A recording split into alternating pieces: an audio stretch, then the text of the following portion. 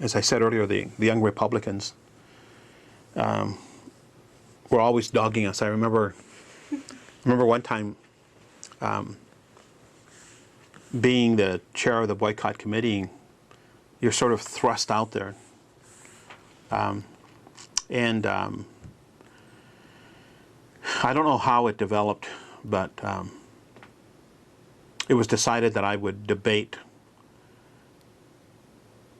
Judge Sanders, now Judge Sanders on the Washington State Supreme Court, Richard Saunders. He was a law student at the time. By then, I imagine, well prepared on how to construct an argument and so forth. And they said, "You're going to debate him." And it was in the Hub Auditorium. The Daily covered this debate, and I think they ran a picture of me on the front page in the podium. But needless to say,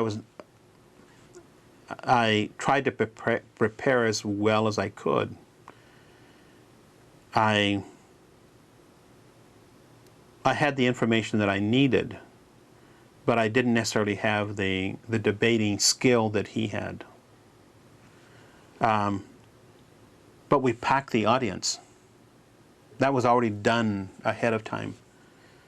So, again, needless to say, I won the debate because the audience was on my side and against the whole issue of the right to eat grapes, which was his argument.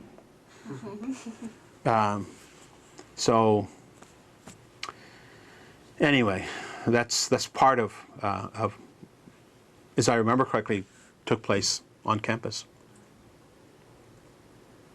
What kinds of other, you said you ran into problems in some, especially more suburban stores when you did picketing? Oh, there were people who either didn't care or just couldn't understand what the issue was.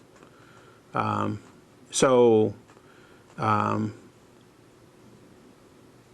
they taunted you and challenged you, sometimes in very racist ways, other times sort of in more symbolic or sophisticated ways, but nevertheless, you knew when. I don't recall any violence on these picket lines at all. There were some instances where people tried to grab your picket line and destroy it, but there wasn't, that I recall, there wasn't that kind of violence.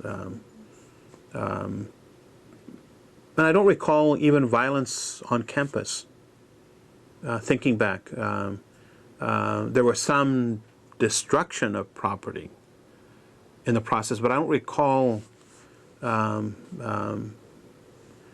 personal violence directed towards anyone that I remember.